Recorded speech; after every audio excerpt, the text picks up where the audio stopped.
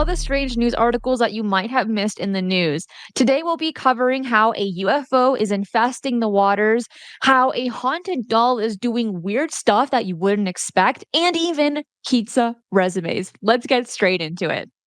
Starting off with this very strange and pretty cool looking UFO, but this one was not created by extraterrestrials. Instead, it was invented by Vietnamese inventor Tran Long Ho, and he created this remarkable flying saucer shaped boat in his home workshop. So it doesn't actually fly in the sky, it's a boat shaped as a flying saucer. And I feel like this is a double-edged sword. In one way, this is such a super cool invention that I would love to buy. And simultaneously, I feel like it would create a lot of confusion that people seeing this casually going over the water and they say to their friends, "Oh my gosh, guys, you will not believe what I just saw. I just saw a UFO. Now I need to document that area for the rest of my life, create a whole documentary and look for this object," right? And we've seen that before with people where they have that one sighting and it changes their life forever, as it should. But then in this day and age, it's becoming harder to decipher what's truly extraterrestrial, interdimensional, and what's created right here on planet Earth, either by inventors that just have an artistic eye or by the military as well. That's where it gets very dicey and very like, and so I feel like this inventor is getting a lot of these very exciting comments of like, "Oh my gosh, this is the coolest thing ever." And then a lot of very skeptical comments as well saying, "This is why the UFO phenomenon cannot be taken seriously." Right?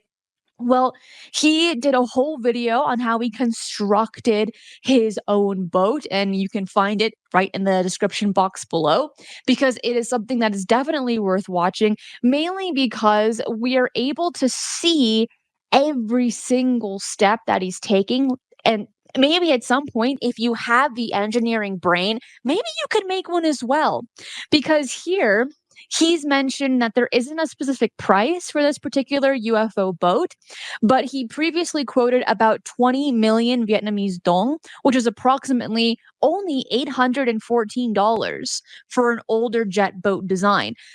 Buying a boat today in the United States, you're already exceeding that rate. So to have a UFO shaped boat for that kind of price, I don't know who in the right mind would pass that opportunity up.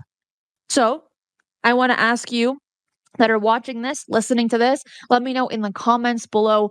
Would you get this boat? And then on top of that, if you were to see one for the first time, what would be going through your mind?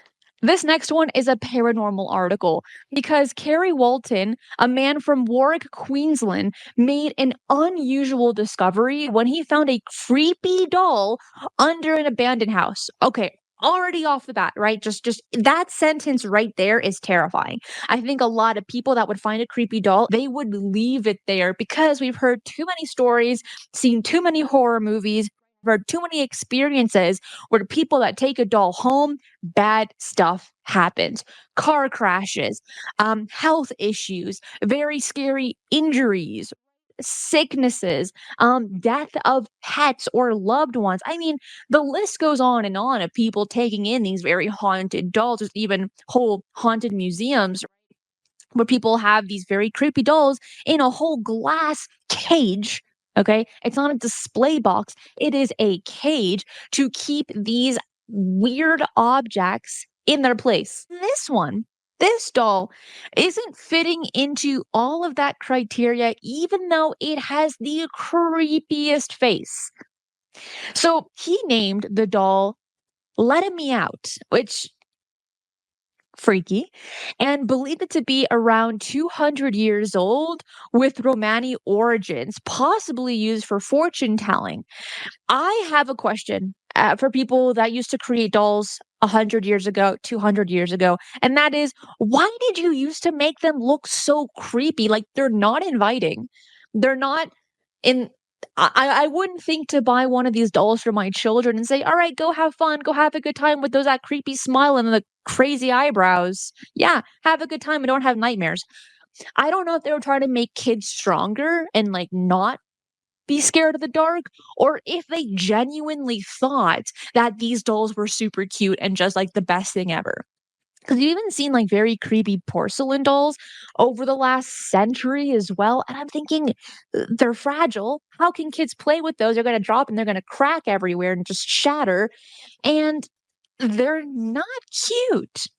But if I were to go 200 years into the future, someone would think that exact same thing about the Barbie doll, right? Where we think it's kind of cute. It doesn't look menacing at all. It's great for kids to play with. But in 200 years down the line, well, maybe they think that Barbie and Ken are these nightmare creators.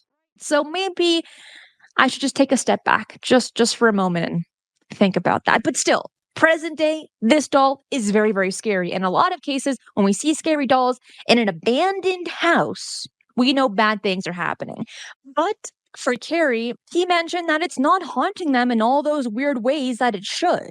Right? Instead, it's creating all this money for them. He used to live a very broke life. He had been poor for a good amount of his life. And then ever since he found the doll, letting me out, as he calls it, he's never had more money in the bank.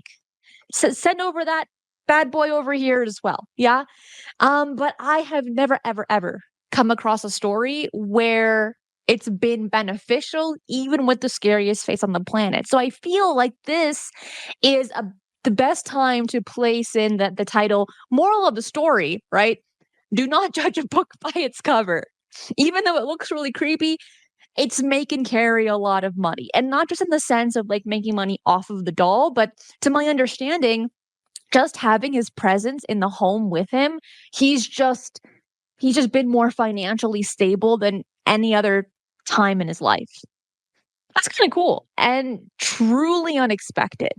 But something else that kind of caught my attention, and I think it would catch anyone's attention in New York City, is when you buy a pizza, or if you just casually receive a pizza at your front door, and it has a resume on it. Pizza Hut has launched an innovative promotional campaign called Resumes to help job seekers stand out in the competitive New York City job market. And the promotion, just announced on Tuesday, involves delivering resumes to potential employers printed on top of Pizza Hut's iconic pizza boxes, accompanied by a free medium cheese pizza. And then until September 22nd, interested participants can visit the resumes.com to click if their desired employer is within a serviceable zip code in New York City. And if eligible, they can fill out a template resume that may be selected to be printed on a pizza box and delivered to their chosen employer. You can find that link in the description box below if you are living in New York City, because who doesn't want, number one, a free pizza? And then number two, while you're eating the pizza, instead of reading, one of those cereal boxes in your cupboard, you can just read the pizza box. Because it said here that a good 75% of resumes are never read by a human, according to careerminds.com. And so the Pizza Hut's chief marketing officer, Melissa Freeby, emphasized the company's goal to help job seekers break through the clutter during a hiring season. And she's absolutely right. This time of year, this holiday season, people are looking for jobs left, right, and center. They're trying to make as much money as they can in order to buy gifts for the holidays, or to go on a little vacation, or literally just to pay the bills. So I feel like this is super innovative, super interesting. I wish it would last a little longer. It was only launched on Tuesday, and then it's going to end September 22nd. This is not sponsored by any means, but I feel like it's just such a cool idea, because who would possibly ignore a resume when it's delivered as a delicious pizza? When I was reading this article, I thought, ah, I really want a pizza right now. I just feel like that subliminal messaging, it got to me. And I really had to hold the urge of not dialing a pizza place to order one. But between you and me, I like pineapple on my pizza. know it's not for everyone, but I like pineapple on my pizza. That and when it's not pineapple, like spinach and feta cheese, all that good stuff. Yes, delicious. What is your favorite topping on your pizza? And do you think this is a good idea? Do you think it's going to pass people's eyes? Or do you think it holds some merit to it? Let me know in the comments right down below. That is it for Strangest News of the Week today. And if you enjoy this show, hit that like button right down below and subscribe if you haven't already. And by the way, I do write articles for all the shows right here. You can find them on my website at strangeparadigms.com, or you can click the link in the description box below. That is it for today. I will see you next time. Be safe, and remember, keep your eyes on the skies.